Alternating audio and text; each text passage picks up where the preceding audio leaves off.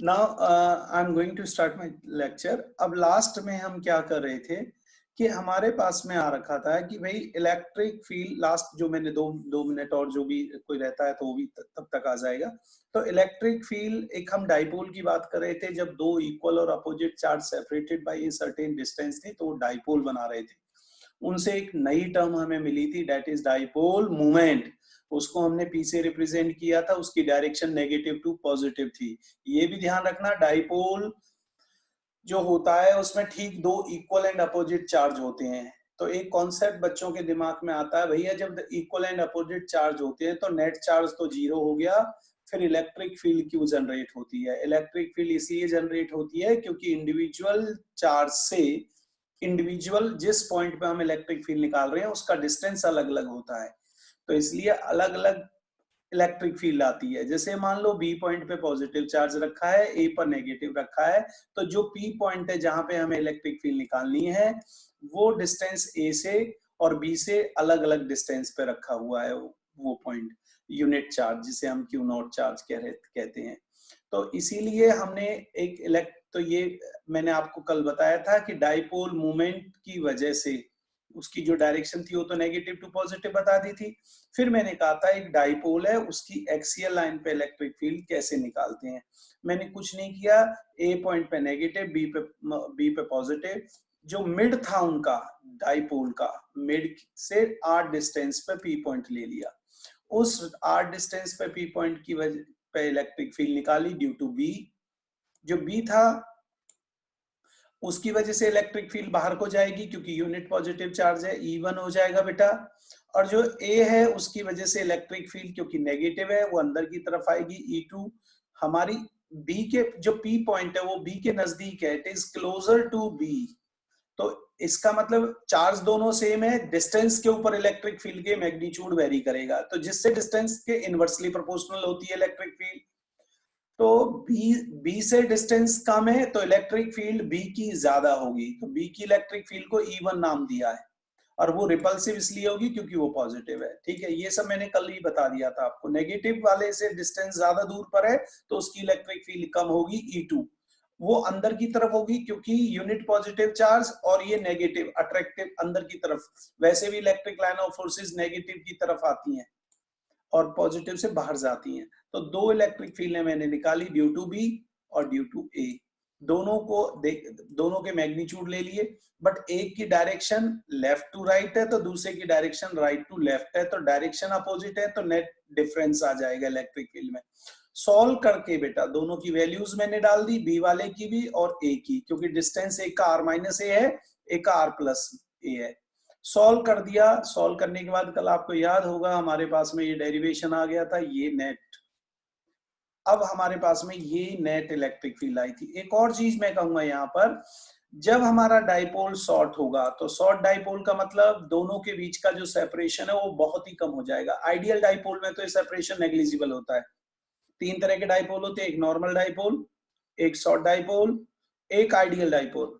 तो normal dipole में जो 2a का डिस्टेंस लेते हैं, शॉर्ट डाइपोल में 2a को बहुत ही छोटा लेते हैं, और आइडियल में तो very very near to zero लेते हैं। तो हम शॉर्ट डाइपोल की बात करेंगे तो a की वैल्यू बहुत कम हो जाती है, तो a स्क्वायर तो और भी कम हो जाएगा, तो a स्क्वायर को नेग्लेक्ट कर देते हैं।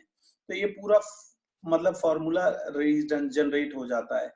यहाँ पे एक खास बात और देखने को मिली थी आपको, जो इलेक्ट्रिक फील्ड है पॉइंट चार्ज के तो directly proportional to inversely proportional to the square होती है, but dipole due to a short dipole वो इनवर्सली प्रोपोर्शनल टू क्यूब होती है। यानी कि एक में तो इनवर्सली प्रोपोर्शनल टू स्क्वायर होती है due two point charge, but यहाँ पे क्या होती है बेटा, वो इनवर्सली प्रोपोर्शनल टू क्यूब हो जाती है, आर क्यूब।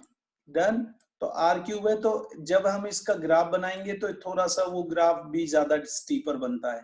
जैसे हमने एक ग्राफ बनाए थे इनवर्सली प्रोपोर्शनल टू स्क्वायर के, तो वो और वो हाइपरबोलिक ग्राफ बनते हैं वैसे तो, बट एक का ग्राफ जैसे ऐसे बनेगा तो एक का और थोड़ा स्टीपर बन जाएगा, ज्यादा बन जाएगा। तो ये हमारे पास में था, तो ये एक्सियल का था। यही सेम इक्वेटोरियल के लिए हमने कल निकाला था यार। इक्वेटोरियल के केस में बेटा हमारे पास में क्या आ गया था कि भाई हम लोग यूज कर रहे थे इक्वेटोरियल का केस, तो यहाँ पे क्या ले लिया था मैंने कि भाई दो सपोज एक चार्ज है negative charge that is placed on A, वो नेगेटिव है, और A another charge that is placed at B.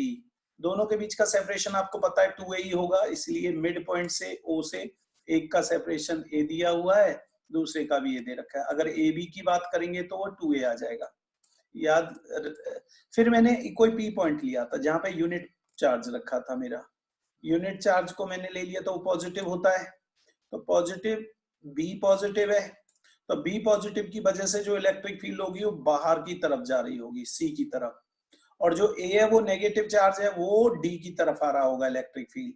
अब ये दो कंपोनेंट बन गए मेरे पास में, एक E2 एक E1। अब इनको याद हो तो हमने रिजोल्व भी किया था इधर की तरफ, या तो हम रिजोल्व करके निकाल लेंगे, कॉस थीटा की टर्म इधर को आ जाएंगी दोनों की, और साइन की ऊपर को इधर को और इधर को चली जाएंगी। या तो हम ऐसा कर सकते हैं, ये साइन वाली तो कैंसिल हो जाएंगी, यहाँ पे हम कॉस वाली टर्म्स को इंटीग्रेट करके निकाल सकते हैं, या सीधा कॉन्सेप्ट लगाना था हमें कि पी पॉइंट पे जो चार्ज रखा हुआ है बेटा, इस पी पॉइंट पे कितनी फोर्स लग रही है, एक तो रिजल्टेंट इलेक्ट्रिक फील्ड लग रही है, एक E1 लग रहा है, एक E2 लग रहा है। तो यहाँ पे ना हमने वो ट्रायंगल ऑफ वेक्टर एडिशन का फॉर्मूला लगा लिया था, या ये कह लो लेविज थ्योरम यूज कर ली थी हमने। रिजल्टेंट इलेक्ट्रिक फील्ड तो रिजल्टेंट डिस्टेंस डाइपोल का कितना था ए बी, तो ऐसे सॉल्व कर करके हम इनको सॉल्व करते चले गए थे। और ई का डिस्टेंस, E1 का डिस्टेंस कितना होगा बीपी, E2 का डिस्टेंस कितना होगा आपको पता है, ये पी ए पी। इस पूरे को सॉल्व करने के बाद हमारे पास में ना रिजल्ट आ गया था, ये हमारा नेट रिजल्ट आया था। फिर इसमें भी वही केस लिया था। अच्छा इस केस में ये बताया था पिछले, यस बेटा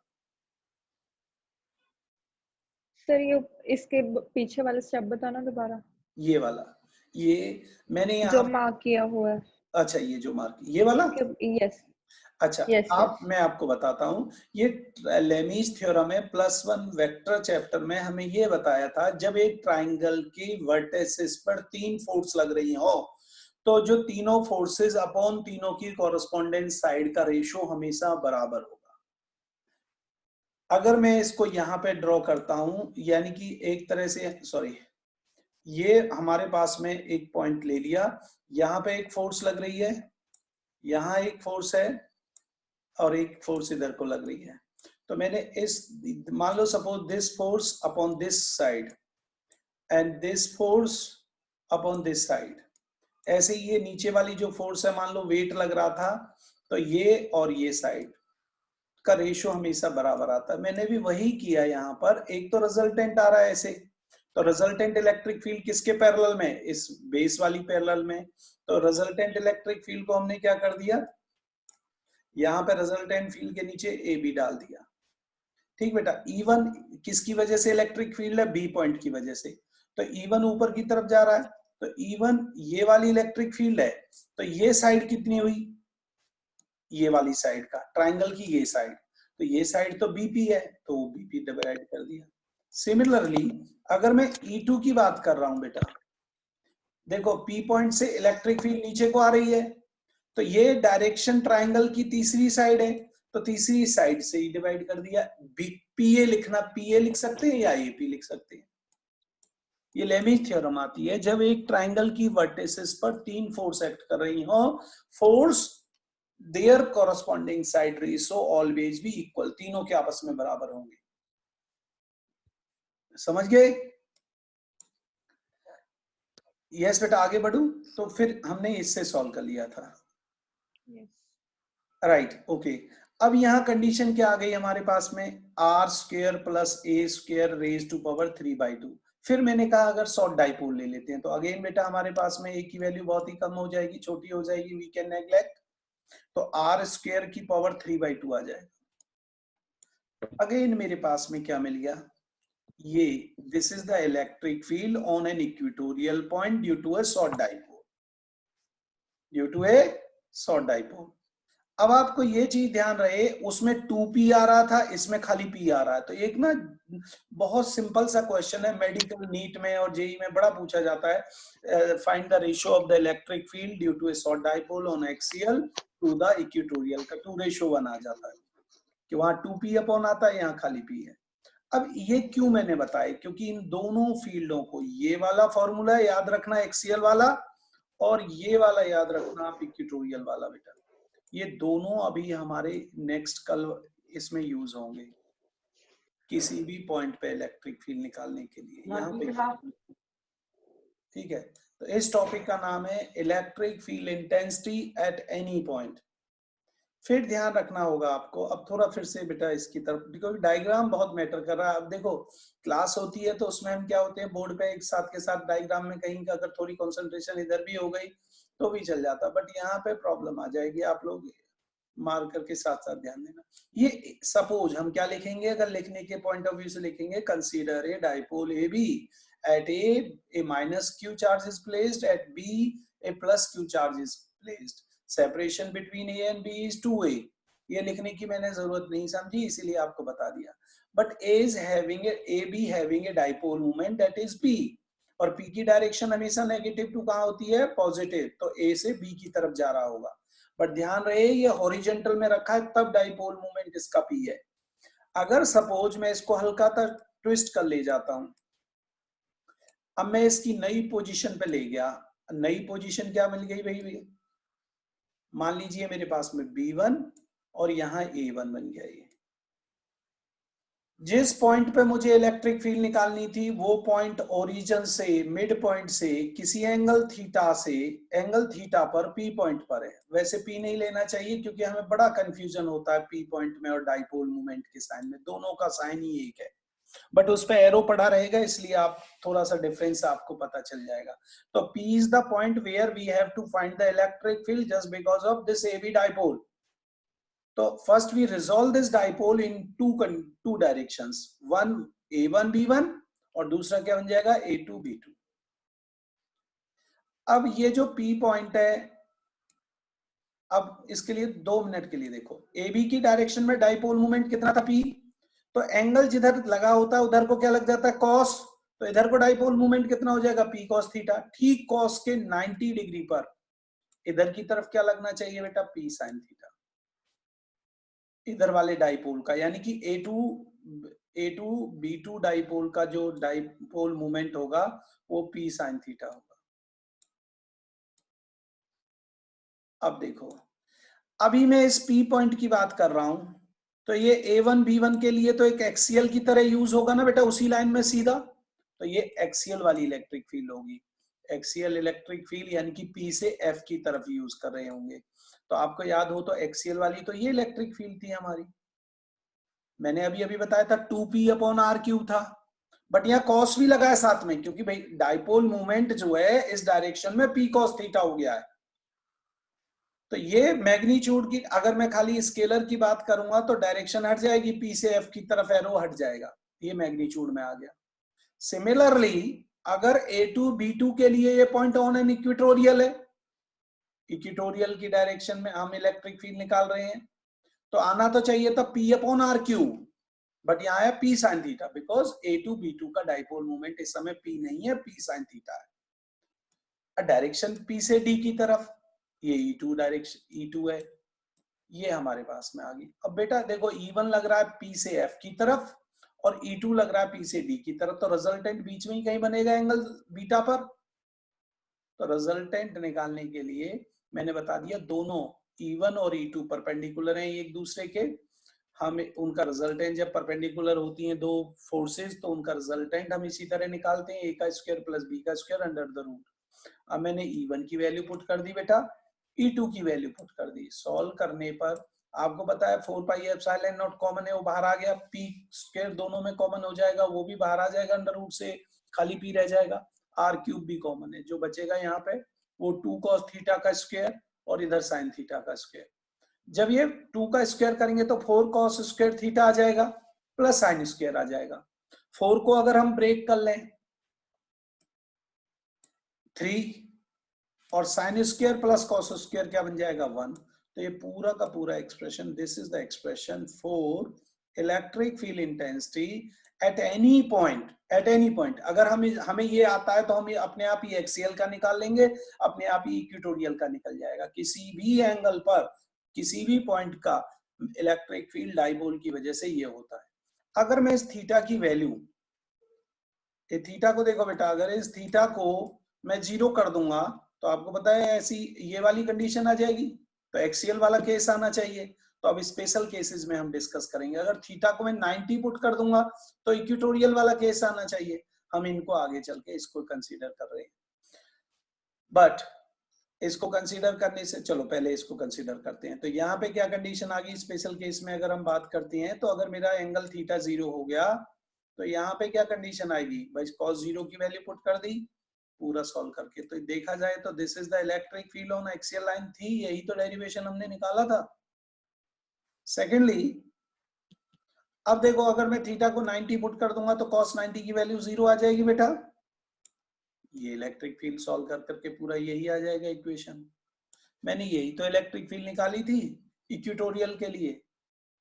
तो this is the electric field on axial और इक्वेटोरियल। अगर हम किसी एंगल के निकालते हैं तो उसका स्पेशल कंडीशंस में हम दोनों निकाल लेते हैं। अब हम डायरेक्शन की बात करेंगे दोनों केसेस में। अब देखो फिर से इस डायग्राम को देखो, पी से एफ की तरफ E1 एक्ट कर रहा है। अब अभी वो मैग्नीट्यूड की बात कर रहे थे हम, अब यहाँ पर डायरेक्शन की बात करें तो रिजल्टेंट का डायरेक्शन इधर को है, कितना एंगल बना रहा है बेटा, बीटा। तो इस ट्राइंगल की अगर देखा जाए तो ये ट्राइंगल बन रही है, तो इसके पैरेलल में अगर ये साइड है तो पूरा पैरेललोग्राम बन गया। Parallelogram law of vector addition के अनुसार अगर मैं इसको tan बीटा बोलता हूं ट्राइंगल में, तो ये जो एफ आर है ये परपेंडिकुलर हो गया बीटा के लिए, और पी एफ ये बेस हो गया। तो tan थीटा के लिए ये मेरा एफ आर और पी एफ ये वैल्यू आ गई। एफ आर को पी डी कह रहे हैं, पैरेलल है, और पी एफ को पी एफ ही यूज कर रहे हैं हम। तो पी डी की वैल्यू कितनी है E2 और पी एफ की वैल्यू कितनी है E1। यार E2 की वैल्यू पुट कर दी हमने शॉर्ट डाइपोल वाली। E2 किसकी वजह से था, इक्वेटोरियल वाला, और E1 किसका था, एक्सियल वाला, तो उसमें 2p आएगा। अंतर सिर्फ इतना है, वहां p लिखते थे, यहाँ p साइन थीटा, क्योंकि इक्वेटोरियल में डाइपोल मोमेंट साइन थीटा बन गया था और एक्सियल में कॉस थीटा। सबको सॉल्व करके ये वैल्यू आ गई, sine theta upon 2 cos theta. हम इसको ऐसे भी तो लिख सकते हैं, हाफ tan थीटा। और जो डायरेक्शन होगी इलेक्ट्रिक फील्ड की, अगर हमें थीटा की वैल्यू पता चल जाती है तो tan बीटा अपने आप पता चल जाएगा, और जो डायरेक्शन होगी बीटा वो इलेक्ट्रिक फील्ड की जो डायरेक्शन होगी उस केस में आ जाएगा। तो ये डायरेक्शन के लिए हम सॉल्व कर रहे थे। तो आपने एक चीज देखी होगी, ये जो चैप्टर हम ना 12th में पढ़ रहे हैं, आपको जब भी हम लोग पढ़ाते हैं उसमें ये कहा जाता है कि 11th के 2 चैप्टर बहुत इंपॉर्टेंट है। एक चैप्टर नंबर वेक्टर, और दूसरा अगर मैं बोलूं तो वेव एंड ऑसिलेशन। जब आप वेव एंड ऑसिलेशन, वेक्टर का तो आप यूज देख ही रहे हो, मोस्टली वेक्टर यूज हो रहा है। ये सब चीजें triangle law of vector addition और पैरेललोग्राम लॉ ऑफ वेक्टर, ये सब आपने पढ़ा हुआ है। यहाँ अगर वो चीज हमारा कॉन्सेप्ट क्लियर होता है तो बड़ी हेल्प मिलती है हमें। अब जब हम ऑप्टिक्स पढ़ेंगे तो उसमें सुपरपोजिशन और वो सब बीट्स वगैरह, डॉपलर इफेक्ट्स वगैरह जो पढ़े थे हमने, उनकी बड़ी हेल्प मिलती है आगे चल के। चलिए खैर, एनीवे अगर कोई प्रॉब्लम है तो मेरे से पूछ लेना आप। मैं अब थोड़ा सा फिर आगे बढ़ा हूँ, अब इसमें डायरेक्शन यूज करेंगे हम। अब बेटा अभी अभी तो बोला था tan बीटा किसके बराबर होता है, हाफ tan थीटा। और जब मैंने थीटा को 0 मान लिया तो मैं यहाँ पे 0 पुट कर दूंगा, तो 0 पुट करते ही tan बीटा 0 आ गया। और tan किस एंगल पे 0 होगा, tan 0 डिग्री पे 0 होगा। तो उस केस में हमारी डायरेक्शन जो होगी A1 की एक्सियल की तरफ चली जाएगी, यानी कि एंगल बीटा का एंगल 0 बन रहा होगा। किससे 0 बन रहा होगा यार, बीटा अगर 0 हो जाएगा तो ये इधर की तरफ ही आ जाएगी, नहीं ये रिजल्टेंट वाली डायरेक्शन इधर को ही हो जाएगी बीटा 0 होने से। अब दूसरा केस ले लेता हूं, अगर थीटा मेरा 90 है तो अभी अभी हमने पढ़ा तो था tan beta is equal to half tan theta. तो tan थीटा की जगह पे मैं 90 पुट कर दूंगा तो वो इन्फिनिटी बन गया। तो मेरा एंगल कितना आ जाएगा, बीटा की वैल्यू आ जाएगी बेटा 90 डिग्री। इन्फिनिटी कब होता है, जब 90 डिग्री हो। तो इलेक्ट्रिक फील्ड किसके बराबर हो जाएगी, इक्वेटोरियल, यानी कि पैरेलल टू लाइन एक्सिस की हो जाएगी। पैरेलल टू लाइन एक्सिस का मतलब ये एंगल पूरा इतना बन जाएगा, और ये वाली इस A2 B2 के पैरेलल कंडीशन आ जाएगी। अब आता है हमारे पास में electric field due to a line charge, electric field due to a line charge. अब कोई मान लीजिए यहाँ पे मेरी कोई टोटल लेंथ कोई भी दे रखी है, सपोज एल है, मैंने यहाँ पे एल लिख दिया बेटा, ये पूरा यहाँ पर पूरी चार्ज हो रखी है, कोई रॉड या कह लो पेन पड़ा है, पेन का एक तरफ मान लो कैप जिधर है उससे कुछ ए डिस्टेंस पर मेरे को इलेक्ट्रिक फील्ड निकालनी। अब आप एक चीज नोट कर रहे होंगे, पेन की कैप की तरफ से तो इस पी पॉइंट का डिस्टेंस कम है, बट जैसे जैसे टेल तक जाएंगे तो ये डिस्टेंस तो बहुत ज्यादा चेंज होता जाएगा। तो ऐसी सिचुएशन में क्या हो रहा है, डिस्टेंस वेरी कर रहा है तो इलेक्ट्रिक फील्ड भी वेरी कर रही होगी, इलेक्ट्रिक फोर्स भी वेरी कर रही होगी। देन फिर क्या है, दैट मींस हमें ये वेरिएबल फोर्स का कॉन्सेप्ट यूज कर लिया, तो ऐसी सिचुएशन में we have to find a small electric field and after that we integrate it.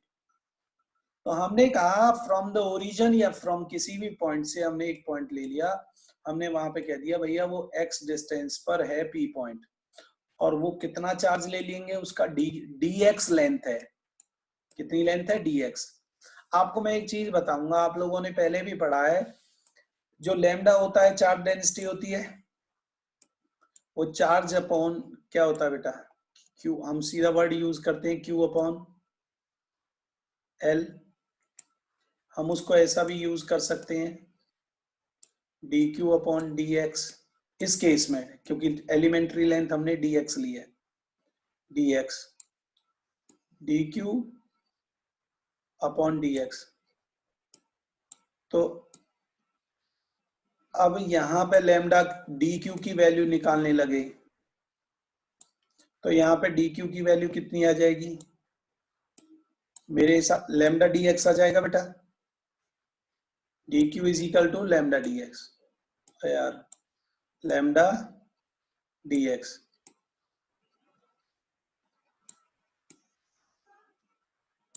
Okay भाई, ठीक है बेटा। तो मैंने क्या किया, ध्यान से सुनना, लैम्डा dx वैल्यू आ गई dq की। अब जो छोटी इलेक्ट्रिक फील्ड निकालते हैं हम, छोटी इलेक्ट्रिक फील्ड के केस में क्या होगा, छोटी इलेक्ट्रिक फील्ड में सीधा लिखेंगे, स्मॉल इलेक्ट्रिक फील्ड कितनी आनी चाहिए हमारी, dq के तो रहेंगे ही बेटा, dq upon x distance k हो गया, और यहाँ पर dq वर्ड यूज कर लेंगे, और कितने डिस्टेंस पर है यहां से ये पॉइंट, x स्क्वायर पर, ये इलेक्ट्रिक फील्ड आ जाएगी हमारे पास में। यानी कि इस एलिमेंट्री पोर्शन की वजह से जो p पॉइंट पे इलेक्ट्रिक फील्ड होगी वो ये होगी, एंड ये इस dq की जगह पे मैंने लैम्डा dx रख दिया, जो अभी अभी मैंने यहाँ पे dq निकाला है, इस dq की जगह पे ये लैम्डा dx लिख दिया, तो ये इक्वेशन मेरा आ गया, ये एक एलिमेंट्री पोर्शन की वजह से इलेक्ट्रिक फील्ड आई है। तो we have to integrate it यार, तो अब हमें पूरे के वजह से क्या निकालना पड़ेगा, इंटीग्रेट करना पड़ेगा दोनों तरफ। यहाँ पे भी इंटीग्रेशन का साइन लगा दिया और यहाँ पे भी लग गया, बट ये डेफिनेट इंटीग्रल और लगाना पड़ेगा। लिमिट क्या होगी, कितने डिस्टेंस से शुरू हो रही है, ए से कहां तक जाएगी। अब आपको ये चेक करना पड़ेगा, ए से जाके ये पूरा डिस्टेंस तो एल है, तो इनिशियल वैल्यू ए रखी जाएगी, फाइनल वैल्यू ए प्लस एल लिखी जाएगी। अब हम आपको इंटीग्रेट करेंगे, यहां पर तो क्या वैल्यू आएगी बेटा, के लैम्डा बाहर चला गया, और 1 अपॉन एक्स स्क्वायर, ये तो इतना इंटीग्रेशन तो यार आप लोगों को आता होगा, so please manage this and we further solving के बाद ये वैल्यू आ जाएगी। मेडिकल के स्टूडेंट्स भी होंगे यार इसमें, तो फिर मैं सॉल्व कर देता हूँ। मेरे बच्चों ये वैल्यू ऊपर जाती है, -2 हो जाएगी, जितनी वैल्यू होती है उसमें एक ऐड करते हैं, ये रिजल्ट आता है। एक बार अपर लिमिट x की जगह पे a प्लस एल पुट करेंगे, माइनस लोअर लिमिट, माइनस का पहले से ही है तो ये प्लस हो जाएगा, ये वैल्यू लिख देंगे सॉल्व करके। This is the electric field due to a line charge आ गया, this is the case. Now the next condition is electric field due to a uniformly charged ring. हम बात करते हैं यूनिफॉर्मली चार्ज रिंग की। कोई एक रिंग है वो पूरी की पूरी चार्ज हो रखी है, ऐसा समझो अगर कड़े को मैं निकाल लूं तो उस कड़े के ऊपर चार्ज पूरा रखा हुआ है, जो उसकी सेंट्रल एक्सिस से पॉइंट जा रहा है, तो ये यहाँ पर है कहीं। तो ये पूरी रिंग हो गई बेटा, ये पूरी रिंग है, और इसकी वजह से मुझे इलेक्ट्रिक फील्ड निकालनी है पी पॉइंट पर। अब थोड़ा सा आपको इमेजिनेशन करना पड़ेगा। सबसे पहली बात, पूरी रिंग का चार्ज कितना हो गया? देखो जो बायो के स्टूडेंट्स हैं प्लीज मैनेज, ये पूरी रिंग का चार्ज तो क्यू है यार, और रिंग का रेडियस कितना माना मैंने? आर। यहां एक यूनिटरी मेथड लगाएंगे। अगर लेंथ कितनी है मेरी, टोटल लेंथ, मैं कहूंगा मेरी जब टोटल लेंथ सर्किमफ्रेंस जो होता है जिसे हम बोलते हैं रिंग का सर्किमफ्रेंस 2 पाई आर होगा, तो 2 पाई आर है, तो चार्ज मेरा क्यू है। फिर हम यहां वही वाली बात आ गई, इसको Q अपॉन 2 पाई, लैम्डा किसके बराबर हो जाएगा? Q upon 2 pi R. या हम इसको दोबारा से वैल्यू कैलकुलेट करेंगे डीएल लेंथ के लिए। तो मैंने एक एलिमेंट्री पोर्शन माना बेटा ए बी, ये ई पॉइंट है, ये स्मॉल ई ले लो, ये क्या है? स्मॉल ई है कोई, और ए बी एक छोटा सा एलिमेंट्री पॉइंट माना। उसकी वजह से जो इलेक्ट्रिक फील्ड आएगी वो ये आएगी ना, डी। यस। अब आपको बताना है ओरिजिन से कितनी डिस्टेंस पे था ये पॉइंट, एक्स पर, रेडियस क्या था रिंग का? आर। तो बेटा पाइथागोरस थ्योरम के अनुसार हाइपोटेन्यूज कितना बन जाएगा? एक्स का स्क्वायर प्लस आर का स्क्वायर।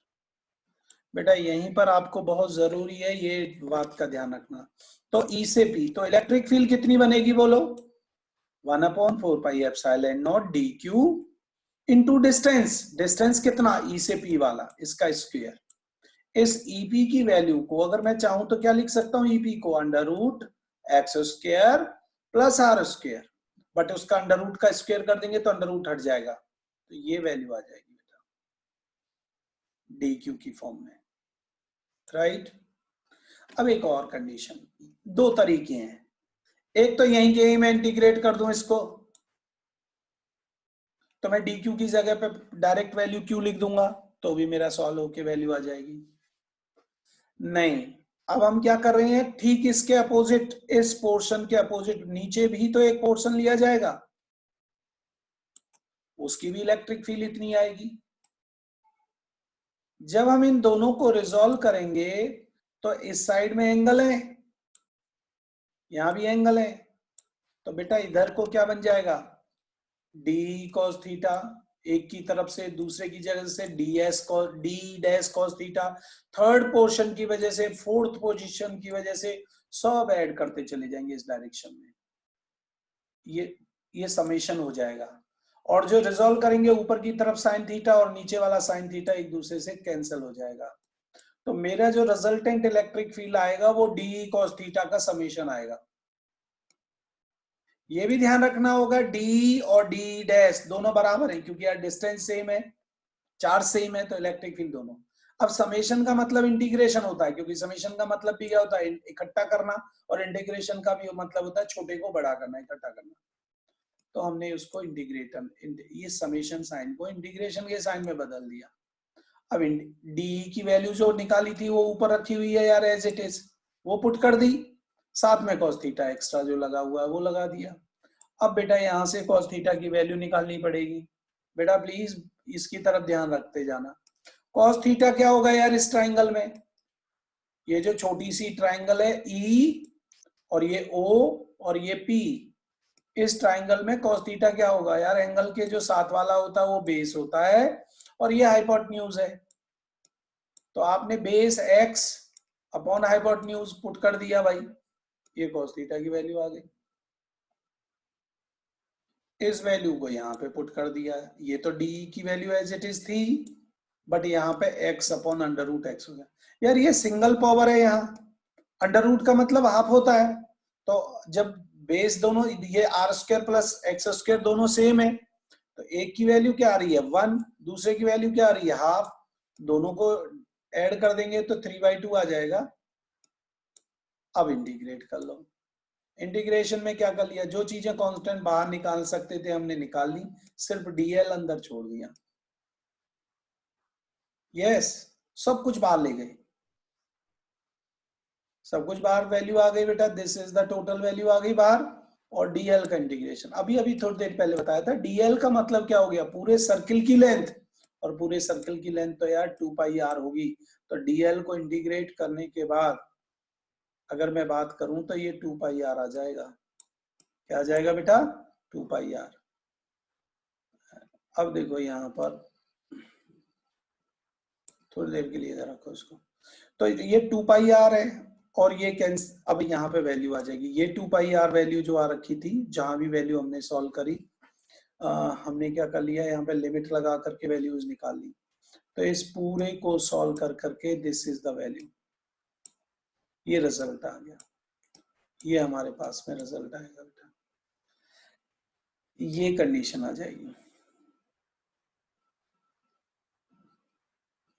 और मैं आपसे कह नहीं रहा था कि अगर मैं डी क्यू और cos थीटा की वैल्यू पुट करके डायरेक्ट इंटीग्रेट कर दूंगा डी क्यू का, तो क्यू बन जाएगा, यही सेम रिजल्ट उसकी वजह से भी आएगा।